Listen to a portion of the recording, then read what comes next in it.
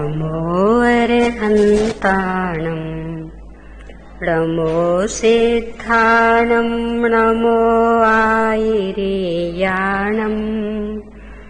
नमो वज्झायाणं नमो लोये सविसाहुणम्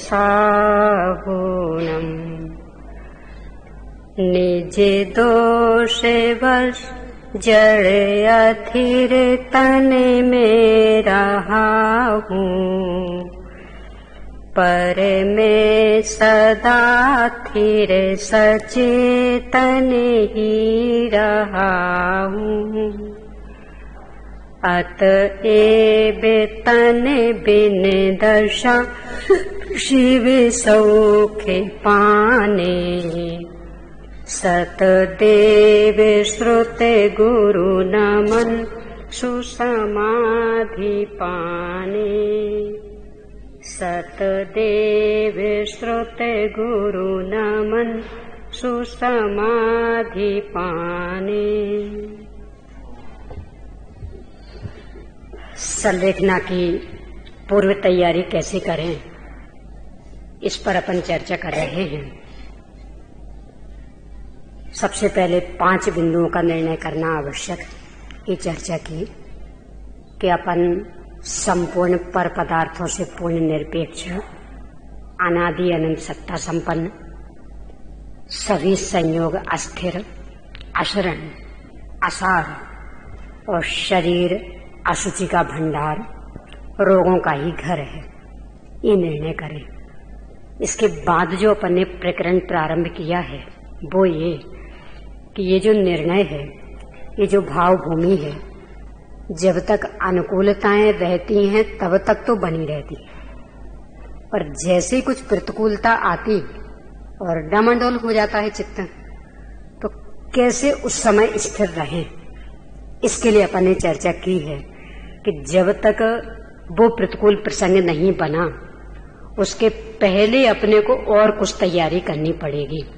और वो क्या क्या कि सबसे पहली तैयारी तो ये कि निरंतर भेद विज्ञान के बल पर आत्मबल को बढ़ाएं। दूसरी, कर्म सिद्धांत यानी जो शुभाशुभ कर्म व्यवस्था है उसका विचार करें कि अपन ने जो भी शुभाशुभ कर्म किया है उसका निमित्त पाकर के जो भी पौद्गलिक कर्म बंधा है वह अपने को भोगना पड़ेगा। उसमें परिवर्तन करने की क्षमता इंद्र जिनेन्द्र आदि किसी में भी नहीं है, तो अपने घर कुटुंबियों की तो हैसियत ही क्या। तीसरा, यदि इतने से भी दृढ़ता नहीं आवे तो फिर पूर्ण समग्र वस्तु स्वरूप का विचार करें कि जब सभी वस्तुएं अपने आप में एकत्र और पर से विभक्त स्वभाव वाली हैं, एक का दूसरे में अत्यंता भाव है, एक वर्तमानकालीन स्कंद का दूसरे वर्तमानकालीन स्कंद में अन्योन्या भाव है, तो कौन मेरा क्या कर लेगा।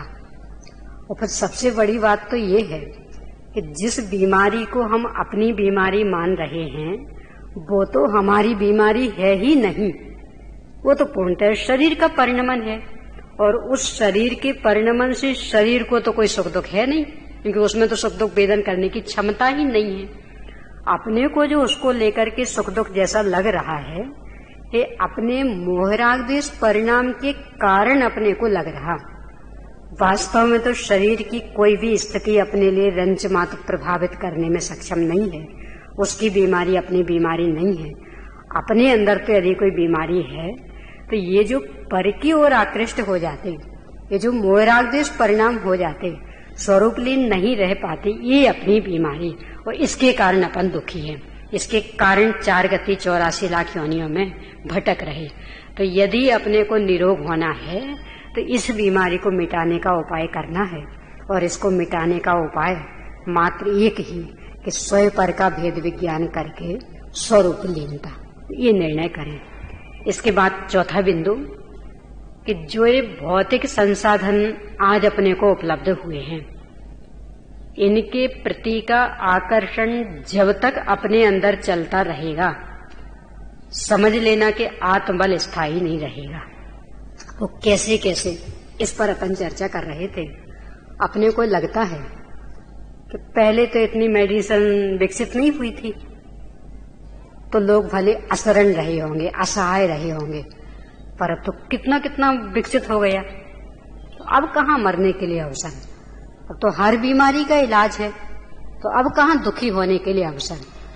पर ये ख्याल में रहे कि यदि ये सब वास्तव में शरणभूत होते तो अपनी बीमारी को नष्ट करने के लिए जिस डॉक्टर की शरण में हम जा रहे, वो डॉक्टर तो निरोग होगा ना, क्यों? वो तो उसका मास्टर स्पेशलिस्ट है, तो उसे तो कोई बीमारी होनी नहीं चाहिए। पर नहीं है ऐसा। यानी जिसकी शरण लेने अपन जा रहे हैं, जब उसके ही जीवन को देखते हैं तो वो भी अनेक अनेक बीमारियों से घिरा हुआ है। वो हमें जिस दवा के भरोसे रखना चाह रहा है वही दवा वह ले रहा है और कुछ भी असर नहीं कर रही है। तो कहाँ ये संसाधन हमारे दुख दर्द को मिटाने में सक्षम होंगे। और दूसरे कि जिन संसाधनों को अपन सुख सुविधा का कारण मान रहे, वास्तविकता ये है कि वे सुख सुविधा के कारण तो नहीं बन रहे हैं, शारीरिक क्षमता को नष्ट करने में कारण बन रहे हैं। और जिस जिस रूप में भोजन पद्धति वैद्य डॉक्टर लोग बता रहे, वो भोजन पद्धति शारीरिक पुष्टि की कारण तो नहीं बन रही है, शारीरिक बीमारियों को बढ़ाने में कारण बन रही। कल अपन ने थोड़ी सी चर्चा इस पर की थी कि जैसे वे लोग कहते हैं कि भोजन के 2 घंटे बाद पानी आदि पीना, पर अपने यहाँ जो भी मुनि महाराज हैं, त्यागी वृत्ति लोग हैं, नहीं करते ऐसा, और फिर भी हट्टे कट्टे स्वस्थ रहते हैं। और जो इनकी बातों में उलझ जाते वो करने लगते और तो भी स्वास्थ्य खो बैठते हैं। तो ये जो अपना इनके प्रति आकर्षण के नहीं, सब बहुत विशिष्ट ज्ञानी हैं, मशीनों द्वारा उनने जांच की है, तो जो भी उनने कहा वो परम सत्य है। ये बात जब तक अपने को जचती रहेगी, समझ लेना आत्मबल विकसित नहीं हो पाएगा।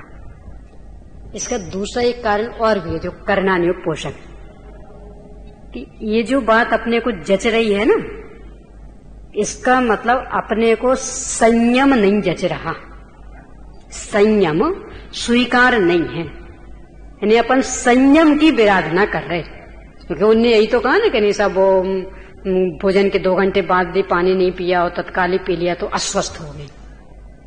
और अपन संयम के रूप में, यानी बाह्य संयम के रूप में जिनागम में पढ़ते तो वे भोजन पानी की मर्यादा सीमित रखना, और इनके अनुसार चले तो वो सीमित तो रखना संभव नहीं। तो इसका मतलब वो संयम अपने को स्वीकार नहीं है, यानी जिनागम में वर्णित संयम स्वीकार नहीं, और संयम स्वीकार नहीं यानी संयमी मुनिराज स्वीकार नहीं है। संयम में सर्वोत्कृष्ट स्थान को प्राप्त भगवान स्वीकार नहीं है। और ये सब बातें शास्त्र बता रहे, तो भी हमें शास्त्र भी मान्य नहीं है, यानी हम देव शास्त्र गुरु की विराधना कर रहे हैं। तो देव शास्त्र गुरु की विराधना का परिणाम तो मिथ्यात्व के बंध का कारण है। केवल सत्संग धर्म देवा वर्णवादो दर्शन मोह से, तो वो पाप परिणाम अपन कर रहे और उस पाप का बंध निरंतर बढ़ा रहे। तो जब उदय में आएगा तो यदि शारीरिक और अनेकानेक बीमारियां हो जाएं तो आश्चर्य क्या, क्योंकि पाप भी तो वैसा ही किया है ना। इसी संदर्भ में थोड़ी सी बात और आगे बढ़ाते हैं अपन, कि जैसे वैद्य डॉक्टर कहते हैं कि साहब वो एक साथ पूरा भोजन करना ये ठीक नहीं स्वास्थ्य के लिए, तो आप थोड़ा थोड़ा खाइए, भले 2-2 घंटे में खाइए पर थोड़ा थोड़ा लीजिए।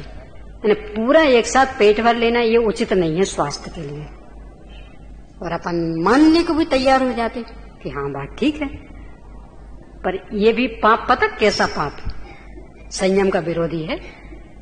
हर 2-2 घंटे में आपको खाना, इसका मतलब आप अब संयमी नहीं हो सकते, किसी भी रूप में संयम का पालन नहीं कर सकते, भोजन पानी पर मर्यादा नहीं लगा सकते। और तर्क से यदि देखें तो मुझे तो आश्चर्य इसका होता कि तर्क प्रधान वर्तमान युग में ये बातें जच कैसे जाती लोगों को। ये तो वे वैज्ञानिक भी बताते हैं ना, वे डॉक्टर वैद्य भी बताते हैं ना, कि अपन ने पेट में जो कुछ भी डाला अपने पाचन तंत्र को तुरंत सक्रिय होके उसको पचाने में लगना पड़ता। ये तो सभी कहते हैं ना। अभी मान लो आपने कुछ डाला तो पाचन तंत्र सक्रिय हो गया और उसका पूरा एक क्रम है। मान लो उसका एक पीरियड है पूरा 24 घंटे का, कि अभी जो डाला वो बिल्कुल नीचे तक 24 घंटे में ले जा पाएगा, तो उसमें वो सक्रिय हो गया। अब वो सक्रिय होकर के पूरा अपना काम नहीं कर पाया और दोबारा अपन ने डाल दिया, तो अब क्या होगा? अब बेचारे को फिर शुरू से करना पड़ेगा। अब वो और नीचे तक नहीं ले जा पाया और दोबारा डाल दिया। देखो अपने यहाँ मशीनें हैं, ऑटोमेटिक मशीनें होती हैं, वॉशिंग मशीन आती है, कोई भी चीज जैसे ऑटोमेटिक। वॉशिंग मशीन का एक क्रम है, मान लो कि अपन ने चालू किया तो 15 मिनट चलेगी, 15 मिनट में बंद हो गई। अब वो चालू हो गई थी और फिर बीच में अपन ने कोई कपड़े डाले, तो उसको पूरा अपना क्रम नहीं करने दिया और बीच में फिर अपन ने रिवर्स कर दिया, फिर से घुमाना शुरू किया। तो बोलो ऐसी छेड़खान यदि अपन उस ऑटोमेटिक मशीन के साथ करते रहे तो क्या होगा? कितने दिन मशीन टिकेगी? और यदि वो ऑटोमेटिक है तो उसके ऑटोमेटिक क्रम से उसकी पूर्ति होने देवें, उस हिसाब से वो अपने काम करती रहे तो कितनी सुरक्षित रहेगी। अब ऐसे यहां है कि भी पूरा पाचन तंत्र ऑटोमेटिक, यहां से जैसे ही कोई चीज यहां आई और वो पाचन तंत्र सक्रिय हो गया, वो अपने क्रम से एक के बाद एक, एक के बाद एक, एक के बाद एक होकर के नीचे तक पहुंच जाएगा।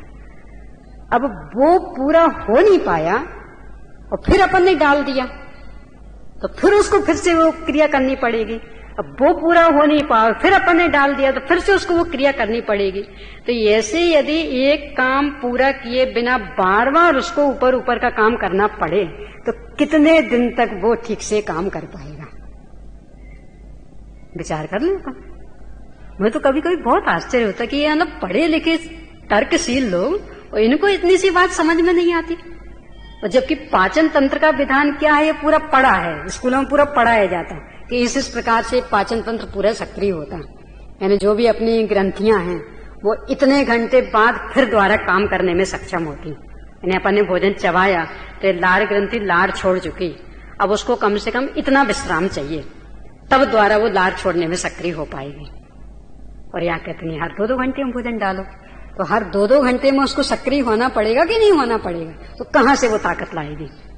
नियम से फेल होना है, अथवा फिर वो भोजन पचने के लिए जो चाहिए वो नहीं मिलेगा उसको, यानी असफलता ही मिलने वाली।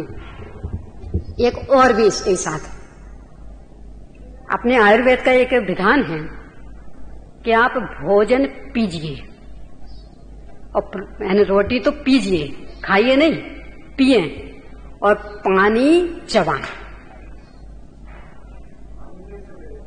पानी चबाइए। बता रही कि पानी चबाइए और भोजन पीजिए तो स्वस्थ रहेंगे। यानी मुंह में लेकर के भोजन को इतना बारीक करिए और इतनी देर तक चबाते रहिए कि इतनी लार उसमें मिल जाए कि बिल्कुल लिक्विड हो जाए वो, तो आप उसको पानी के जैसे निगल जाएंगे। तो ये तो हुआ भोजन को पीना। अब पानी को चबाना, कि पानी को आप मुंह में भरिए और इतनी देर तक यहां से वहां, वहां से वहां, ऐसा ऐसा करके, मतलब जैसे अपन चबाते हैं ना, हाँ अंदर, तो उसको जो आपके गले की नसों का तापमान है मुंह में भर करके उस तापमान के बराबर कर लीजिए। ज्यादा गर्म पिया हो तो भी वो यहां वहां डोले तो ठंडा हो जाएगा उस हिसाब से, और ठंडा पिया हो तो गर्म हो जाएगा। यानी जितना आपके शरीर के अंदर का तापमान है मुंह में उतना तापमान उसका बन जाना चाहिए, और इसके बाद आप निकलिए। तो ये प्रक्रिया है स्वस्थ रहने की आयुर्वेद स्थिति में। और अपनी क्या स्थिति? भोजन तो करना एकदम गरम गरम, और इतना गरम और इतने जल्दी कि अब चबाने के लिए फुर्सत ही किसको है? स्वाद लेने की भी कहां फुर्सत?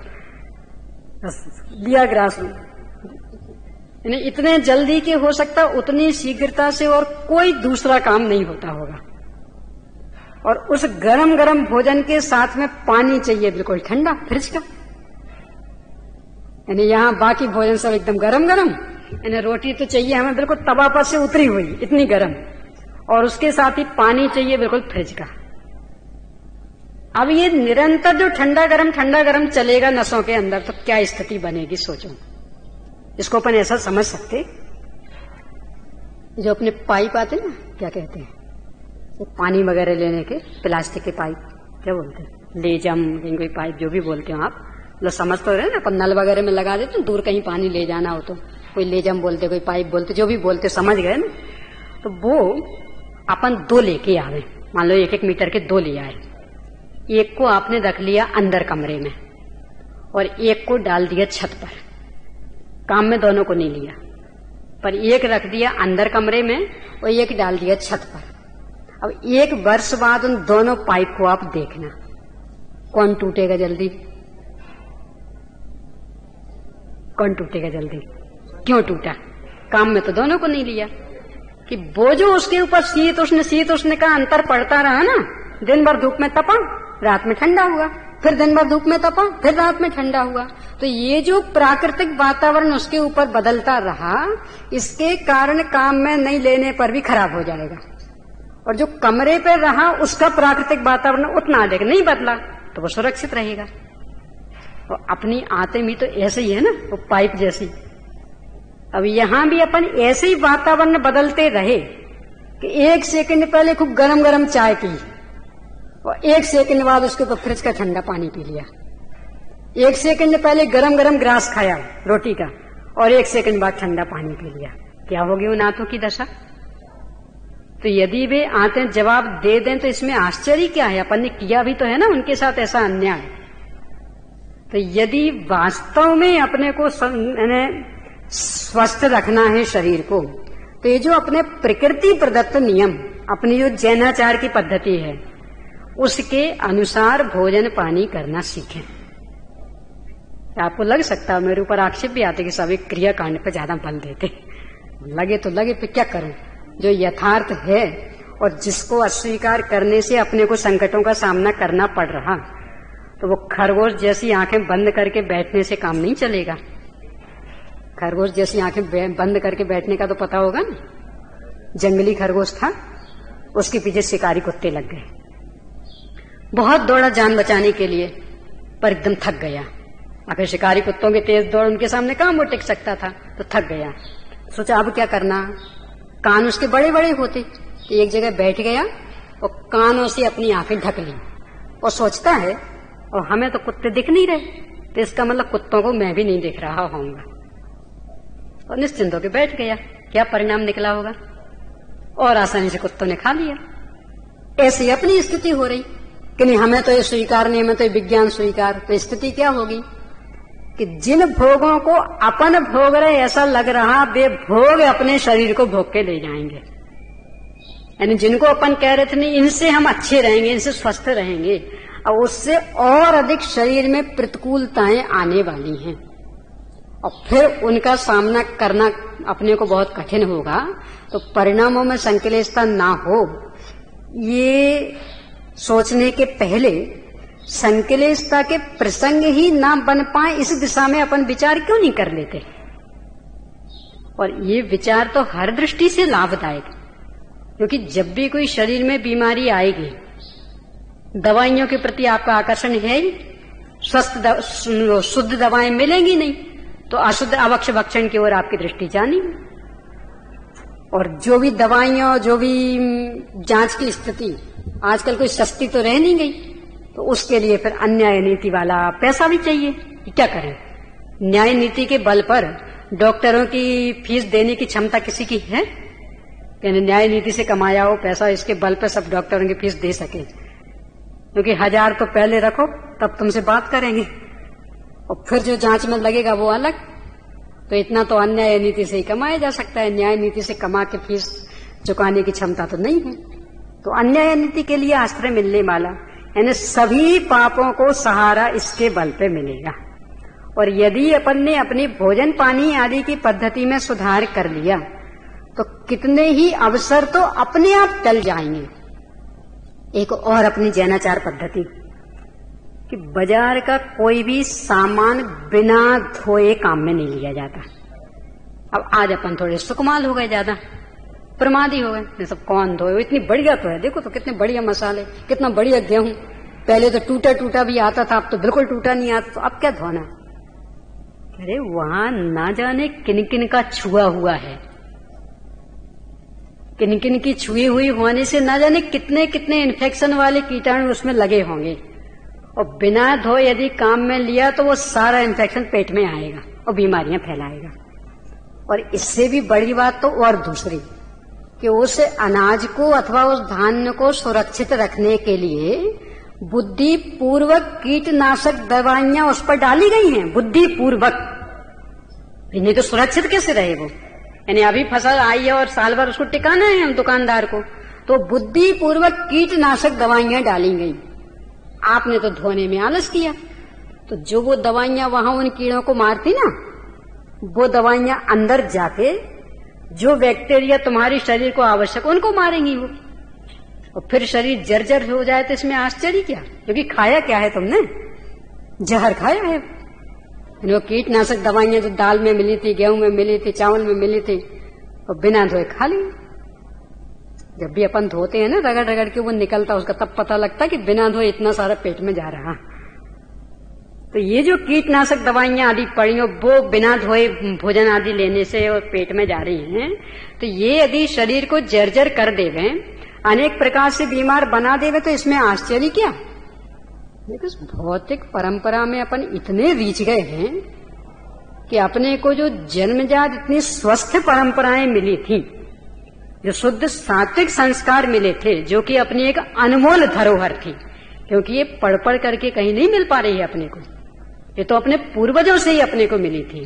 तो ये जो अनमोल धरोहर मिली थी, उस अनमोल धरोहर को थोड़े से अपने प्रमाद के वशीभूत होकर के और भौतिक संसाधनों के प्रति आकर्षण के कारण जो तोड़ते जा रहे, ये इतनी इतनी बीमारियां फैलने का एकमात्र ये भी कारण है बहुत बड़ा। शरीर जो जर्जर हो रहे हैं, इतना सब कुछ खाते हुए भी ये सब बहुत कमजोरी महसूस होती, बहुत कमजोरी महसूस होती। तो रोजाना जहर खाओगे तो कमजोरी नहीं आएगी तो क्या होगा? बोले, सीधा जहर तो नहीं खा रहे, पर थोड़ा थोड़ा जहर हर चीज में जा रहा ना। कोई भी अपने फल वहां बिकने आए, लिए अंगूर लिए और सीधे वहीं खाने शुरू कर दिए। और जबकि स्पष्ट दिख रहा है कि वो हाथ में चिपक रहा है, वो सड़े ना, इसके लिए वहां कीटनाशक दवा छिड़की गई। तो अपने को कहां धोने की फुर्सत? तो रस्ते में ही लेना और रस्ते में ही खाना है। तो जैसा उसने पैकेट में रखा हो वैसा हम एक एक निकाल के खाने लगे, तो वो सारा कीटनाशक पदार्थ अंदर चला गया। धोने की फुर्सत कहां?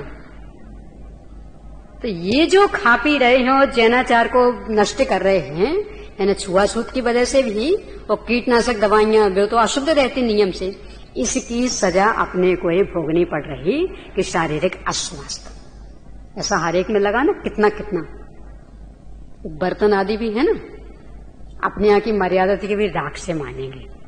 अब गणेश साहब वो हाथ खराब हो जाते, फोन चक्कर में पड़े, समय भी लगता, तो अपना फटाफट है ना अपना पाउडर, वो कौन सी साबुन अपनी बढ़िया है ना, कि वो है क्या,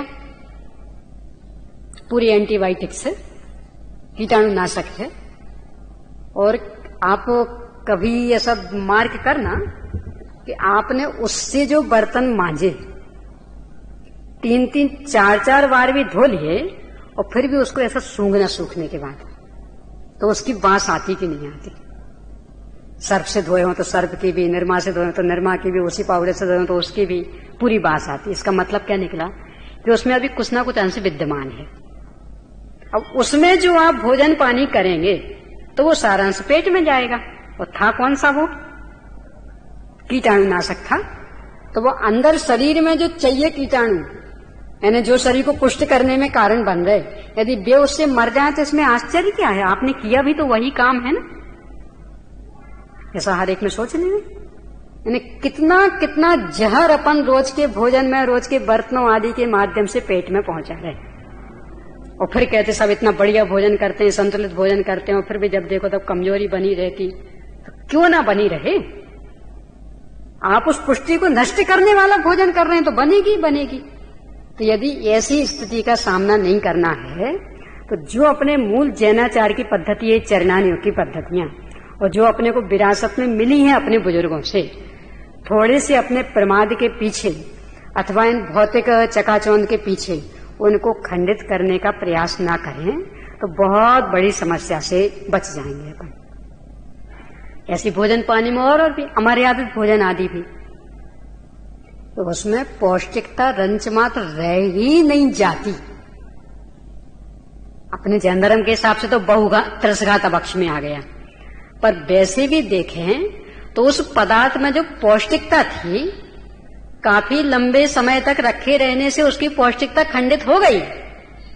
अब तो आपने पूरा वो शुष्क भोजन किया है, उसमें दम क्या रह गई थी, यानी विटामिन तो उसके सारे निकल गए थे, तो कितने वो करना तो उसका कोई लाभ मिलने वाला नहीं है।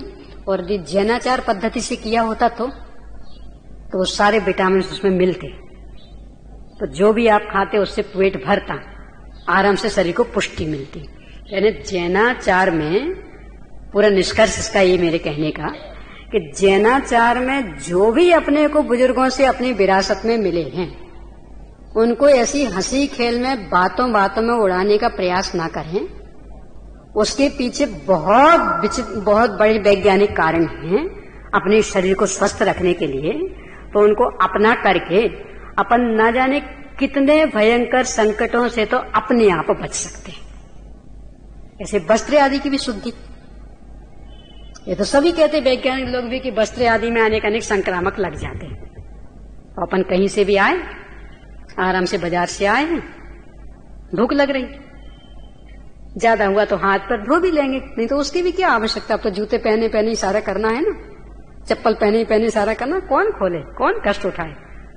तो वो सारा संक्रमण यहाँ वहां का आया था शरीर कपड़ों पर, हाथ पैरों पर, और वैसे भोजन करने बैठ गए। जैनियों का चौका उसे क्यों कहते पता?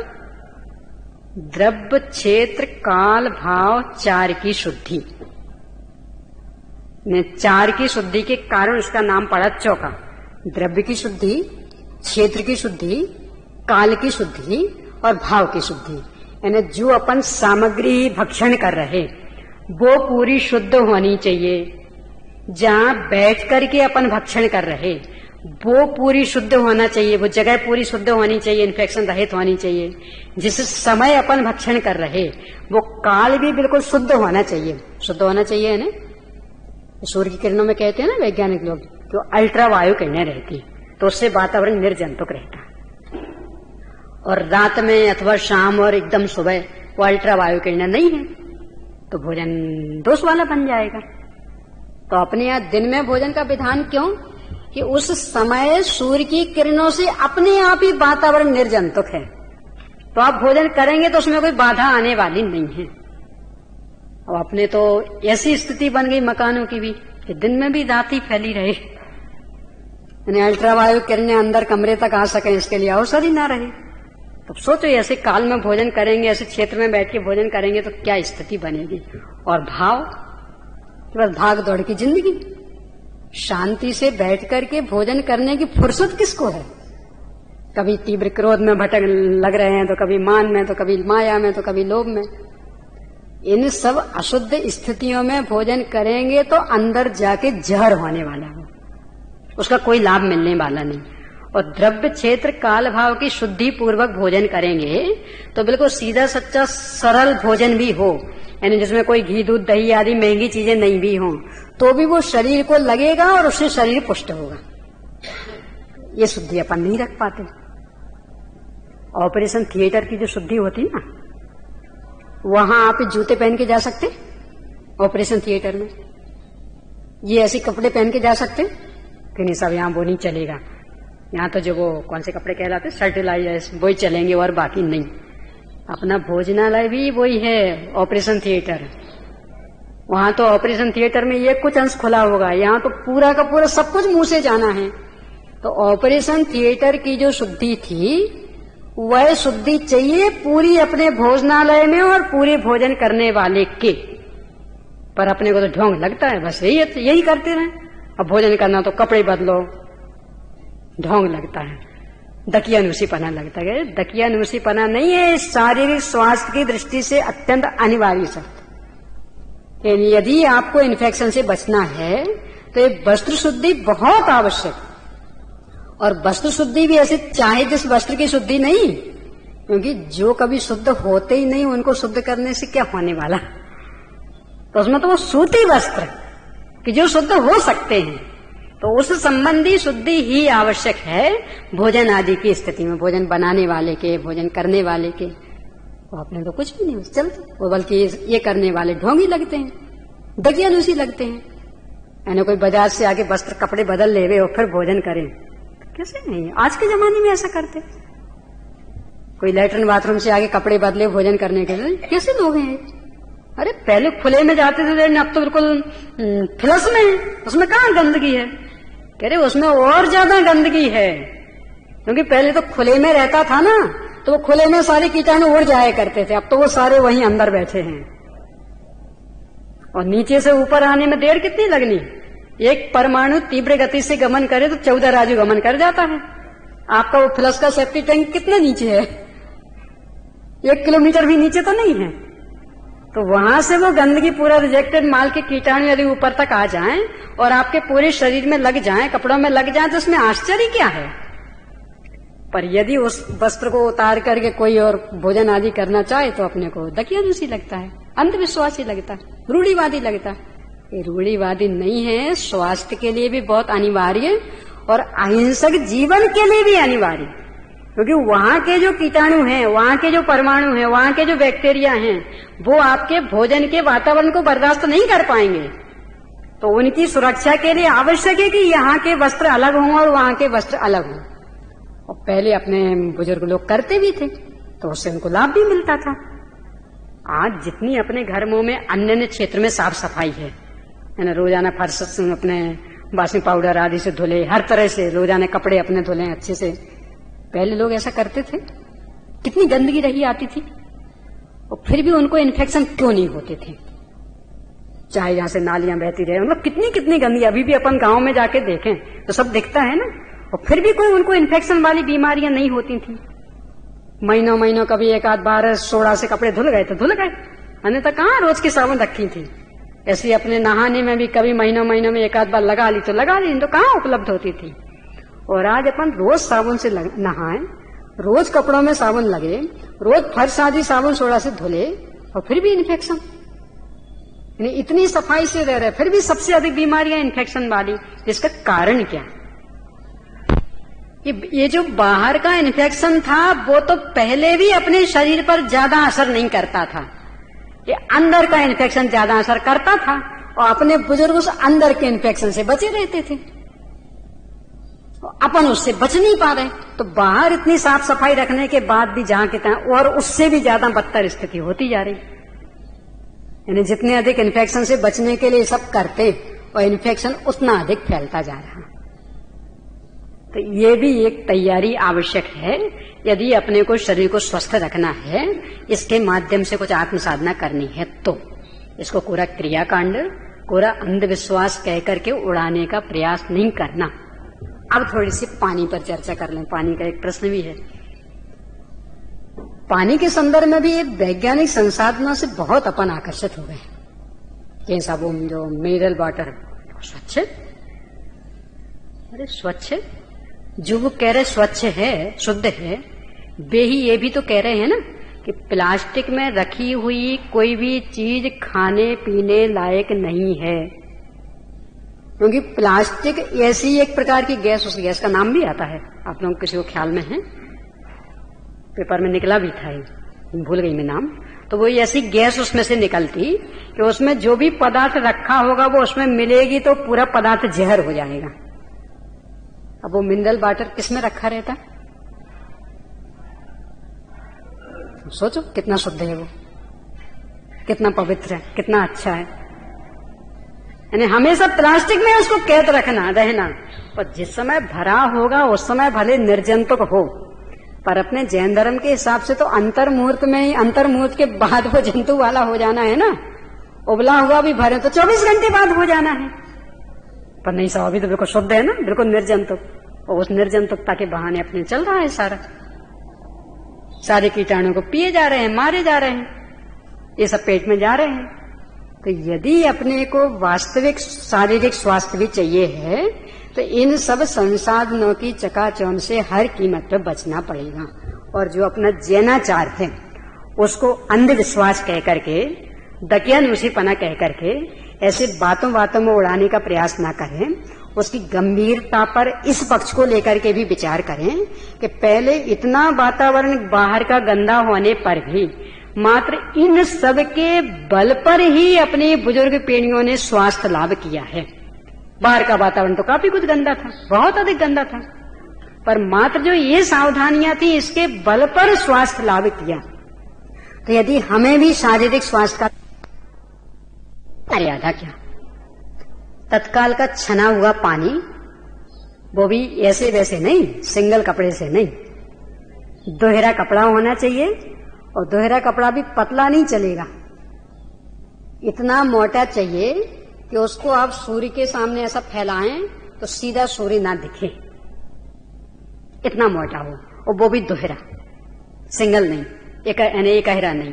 तो इतने मोटे कपड़े से, और वो भी चाहे जैसा नहीं, पुराना हो, गल रहा हो, रंगीन हो, ये नहीं।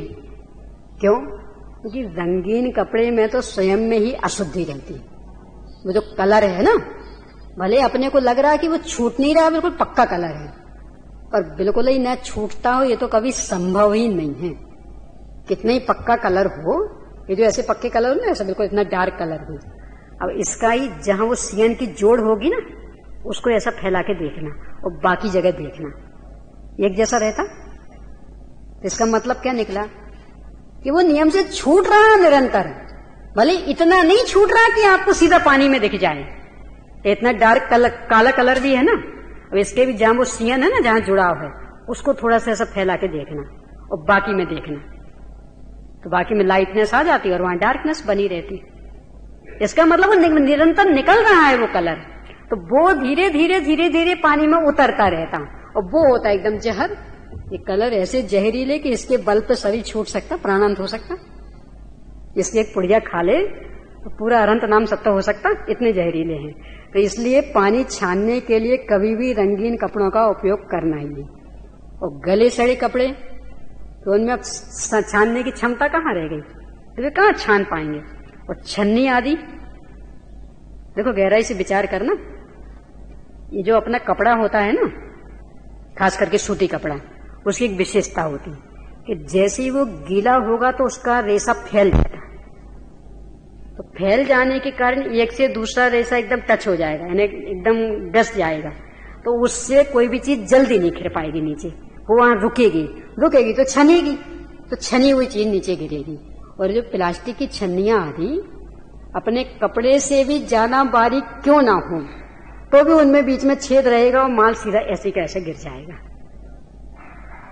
यानी उसमें गीले होने के बाद में फैलने की क्षमता ही नहीं है। तो आप कितनी बारीक से बारीक छन्नी से कोई चीज छानेंगे तो उसमें वो शुद्धि नहीं हो पाएगी।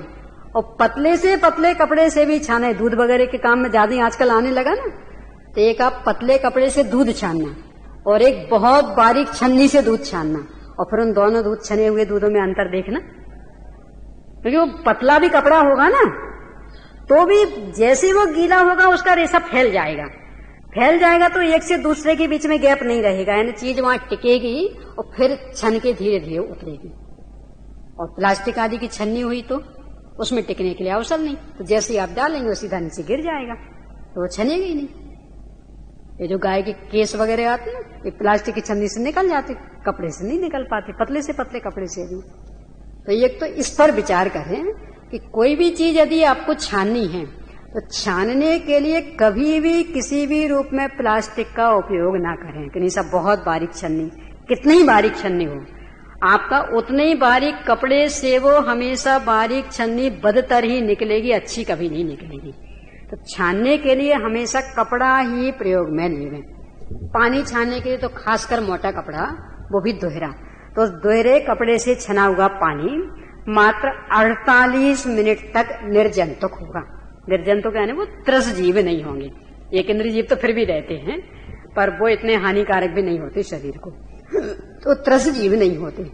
अब उस 48 मिनट के अंदर अंदर यदि आपने उसमें कोई तीखी चीज डाल दी, लवंग डाल दी, काली मिर्च डाल दी, सौंफ डाल दिया, जीरा डाल दिया, यानी कोई ऐसी चीजें कि जिनसे उसका स्वाद भी बदल जाए और रंग भी बदल जाए, तो ऐसा यदि बदल गया तो वो पानी हो जाएगा 6 घंटे की मर्यादा का।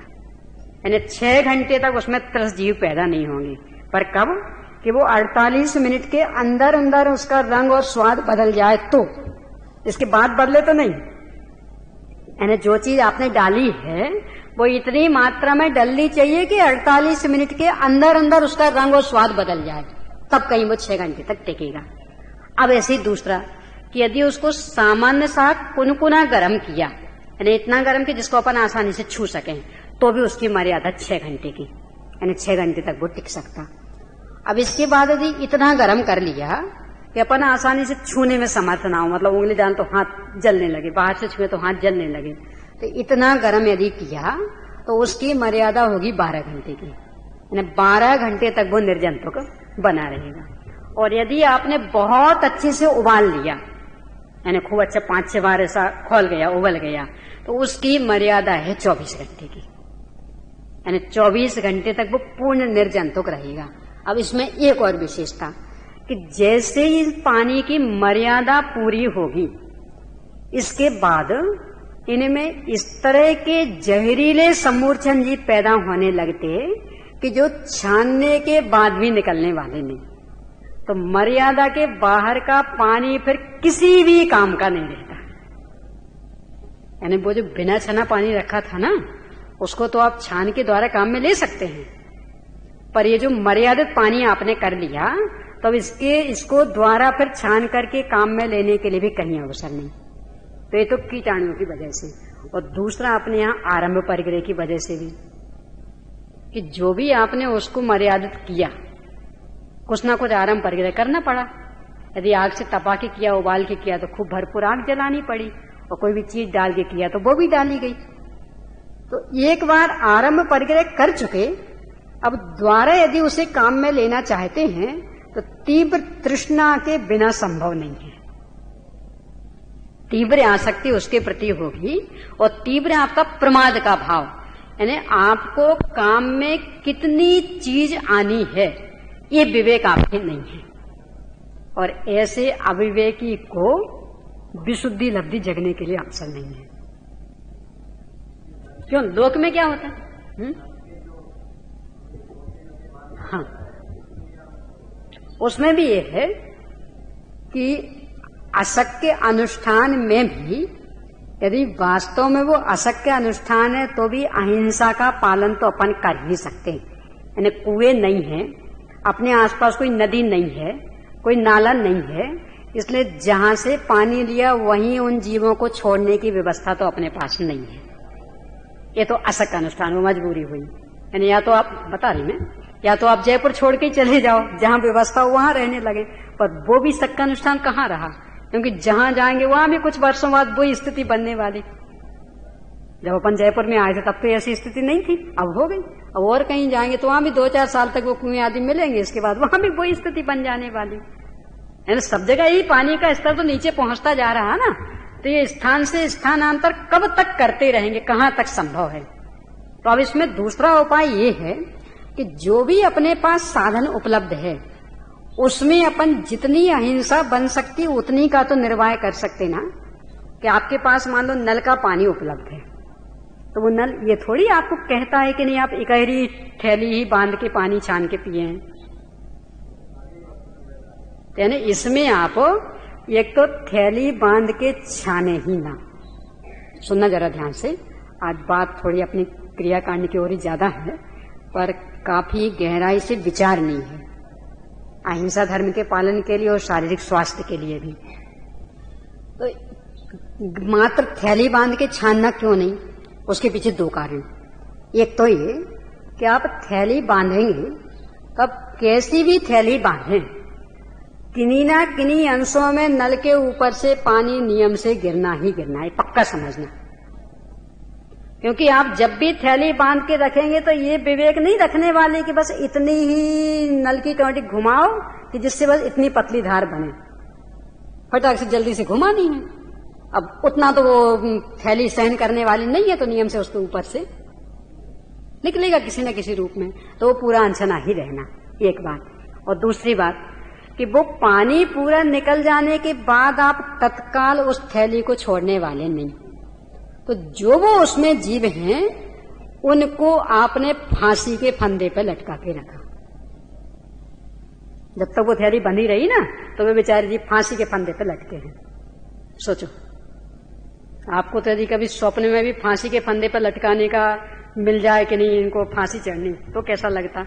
वहां तो अनंत जीव बेफांसी के फंदे पर लटक रहे, और ये तो बाद में छोड़ दें तब की, पर अपने को वो भी फुर्सत कहाँ है। अपनी तो छूटेगी ही कब, कि जब वो पूरी ऐसी सड़गल जाए, यानी एकाध छेद होने के बाद छूटने का तो अवसर ही नहीं है। जब ऐसी सड़गल जाए कि पूरा नल ही उसमें से, तब कहीं ना कि हाँ एक गल गई तो छोड़ के दूसरी बांधो, ये स्थिति होने वाली है। तो इसलिए थैली बांध करके तो कभी छानना ही नहीं। तो कैसे छानना, कि जैसे अपन कुएं का पानी छानते ना बड़ा कपड़ा लेकर के, तो अपने जिस बर्तन में छानना, उस बर्तन से थोड़ा बड़ा कपड़ा लेकर के दोहरा करके उस बर्तन में लगाना, पानी छानना, और जितना आपको चाहिए उतना छानना, और फिर बाद में वो जो कपड़ा तो उस नाली की ओर ही जहां पानी जा रहा, तो पहले 1 लोटा पानी स्वच्छ डाल देना, फिर इसके बाद में वो जीवानी वाला पानी डाल देना, और फिर 1 लोटा पानी स्वच्छ डाल देना। तो कितनी दूर तक वो स्वच्छ स्वच्छ स्वच्छ स्वच्छ पानी में वे जीव बह के जाएंगे। इतना तो अपन कर सकते हैं ना। अब बाकी है कि सब उसमें भी पूरे बचने वाले तो नहीं है, क्योंकि बाद में उन्हें कहीं भी वो नाली में साबुन का पानी भी मिल जाएगा, कहीं सोडा का पानी भी मिल जाएगा, और भी गंदा पानी मिल जाएगा, तो मरेंगे ही। तो बात तो सत्य है, मरेंगे। पर जितनी देर तक निराकुल होकर के जिए, असत्य अनुष्ठान होने से उतना ही अच्छा। चाहते तो अपन वो भी नहीं, तो क्या करें, मजबूरी है। यानी नगर छोड़ छोड़ कहां तक भागेंगे, कहां कहां जाएंगे, और सर्वत्र यही परिस्थिति बनने वाली, तो क्या उपाय फिर। या तो बिल्कुल समाधि लेकर के ही चलना, तो वो भी संभव नहीं, क्योंकि उसमें तो और संकलेश होने वाला। तो उपाय ये है कि असत्य अनुष्ठान की स्थिति में अपनी ओर से जितनी अधिक सावधानी अपन रख सकते हैं, उतनी अधिक सावधानी से काम करें, और ही संभव है।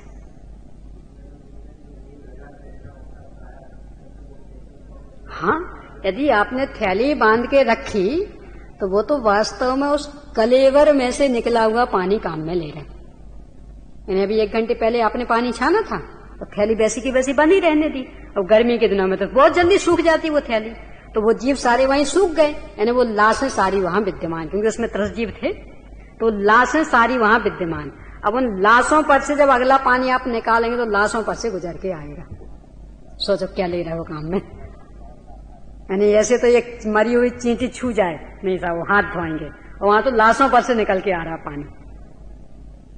तो वो यानी एक अछूत तो हो ही गया, असंख्य त्रसजीवों का भंडार तो हो ही गया, इसके साथ ही बीमारी फैलाने वाला भी हो गया। और इसी संदर्भ में वो भी समझ लेना, अपना बॉयलर हो चाहे गीजर हो, तो वो भी सब, क्योंकि उनको जो भी सीधा आपने फिट कर दिया, अब वो अनछना पानी सारा पूरा गर्म हो गया, तो जीवों की सारी लाशें वहां संग्रहित हो गई। और फिर उसमें से नहीं शाम तो वो नल में बांध लेते हैं पथैली ना, उसमें कौन सा जाता, बॉयलर अथवा गीजर में तो बिना छना, और फिर जिस नल से वो गर्म पानी आएगा ना, उसमें हम थैली बांध देते हैं। तो किसकी सुरक्षा हुई। अरे वो पूरा कलेवर वाला पानी आया है, यानी जीव तो मरे ही हैं, पर उनकी लाशें सब वहां संग्रहित हैं, और बार बार गर्म होकर के और पानी आ रहा उसमें से, यानी उन लाशों का पूरा इन्फेक्शन पानी में उतर रहा।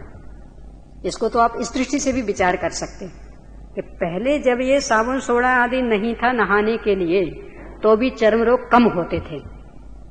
और आज इतनी सारी शारीरिक साफ सफाई के लिए साधन सामग्री मिल गई, और चर्म रोग ज्यादा क्यों बढ़ रहे। उसके पीछे ये कारण है कि आप जो है निरंतर कलेवर के ऊपर से निकला हुआ पानी काम में ले रहे, तो उस कलेवर का सारा इन्फेक्शन तो पानी में उतर रहा, और उससे आप नहा रहे हैं खूब रगड़ रगड़ के, तो बॉयलर गीजर आदि का, तो वो सब इन्फेक्शन शरीर में लगे हो, चर्म रोग ना हो, इसमें आश्चर्य क्या है। तो हिंसा तो हो ही रही, शारीरिक स्वास्थ्य भी बिगड़ रहा। तो यदि इन सबसे बचना है तो उपाय ये है कि अपने जैनाचार का अनुकरण करें, प्रमाद में ज्यादा ना उलझें, और भौतिक संसाधनों को लेकर के रेडीमेड माल में ज्यादा ना उलझें कि सब पानी छाने फिर गर्म करें, ना सीधा पहुंच गया, आ गया बाल्टी में, कौन चक्कर में उलझे। कि थोड़ा सा जो चक्कर अभी लग रहा है ना, ये थोड़ा सा चक्कर ना लगे, इसके लिए जो अभी उपाय अपना रहे हो, ये आगे चल के इतने खतरनाक सिद्ध होंगे कि जिसका कोई इलाज भी नहीं रह पाएगा। ऐसे ये कूलर हीटर आदि का ले लें, एसी आदि का ले लें, कि ये सारी चीजें आपकी शारीरिक प्रतिकार क्षमता को नष्ट करने वाली हैं। जो भी ये संसाधन है ना, कि नहीं सब बहुत गर्मी लगती तो मजा आ जाता कूलर में, एसी में मजा आ जाता, कि वो मजा एक दिन आपके लिए कजा सिद्ध हो जाएगा। ऐसा भयंकर शरीर को बीमार कर डालेगा कि कुछ कहो ना। संस्कृत में सूक्ति आती, भोगो न भुक्ता भयमेव भुक्ता। अपना भजन भी है ना, ये भोगे तो भोग क्या है, भोगों ने हम घेरा हमको। समय हो गया, बस ये बात कह के पूरा कर रही हूं कि जो भी ये संसाधन हैं, ये शरीर की प्रतिकारात्मक क्षमता को समाप्त कर देते हैं। यानी आप ठंडे ठंडे वातावरण में बैठे रहे, पूरा बिस्तो कूलर वाला नहीं मिलेगा। आप अपने कमरे में कूलर लगा लेंगे, पूरी बिल्डिंग को एसी वाला बना लेंगे, पर बिल्डिंग से बाहर, और पूरी जिंदगी बिल्डिंग में कैद होकर रह सकते? आखिर बाहर तो काम करना ही पड़ेगा ना। तो एकदम से वहां ठंडे वातावरण में रहे, और इसके बाद जब बाहर निकलेंगे तो एकदम से वो गर्म चपेट लगेगी लू की, शरीर बर्दाश्त नहीं कर पाएगा। वो जो पाइप का उदाहरण दिया था ना, बस वैसी स्थिति शरीर की बन जाएगी। तो ये सब संसाधन शरीर की प्रतिकारात्मक क्षमता को समाप्त करने में कारण बनते। अपने को लगता सुख नहीं, बहुत बढ़िया, देखो कितना बढ़िया साधन मिल गया। अब तो ठंडी गर्मी कोई मायने नहीं रखते। अरे ठंडी गर्मी मायने नहीं रखते कि अभी जो थोड़ी बहुत ठंडी गर्मी बर्दाश्त करने की क्षमता शरीर में थी, वो भी नष्ट हो जाएगी।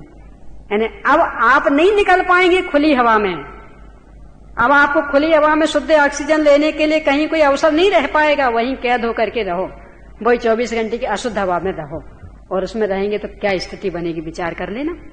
तो पूरा इसका निष्कर्ष क्या कि जो भी भौतिक संसाधन निकल रहे हैं, इनके प्रति का आकर्षण यदि अपने अंदर चलता रहा तो नियम से समझना कि शारीरिक स्वास्थ्य का लाभ कभी भी मिलने वाला नहीं। और जब शारीरिक स्वास्थ्य का लाभ नहीं मिलेगा तो आत्मिक अशांति भी निरंतर बढ़ने वाली है। तो यदि अपन आत्मिक शांति चाहते हैं तो आवश्यकता है कि बुद्धि पूर्वक इन संसाधनों से बचने का उपाय करें। समय हो गया।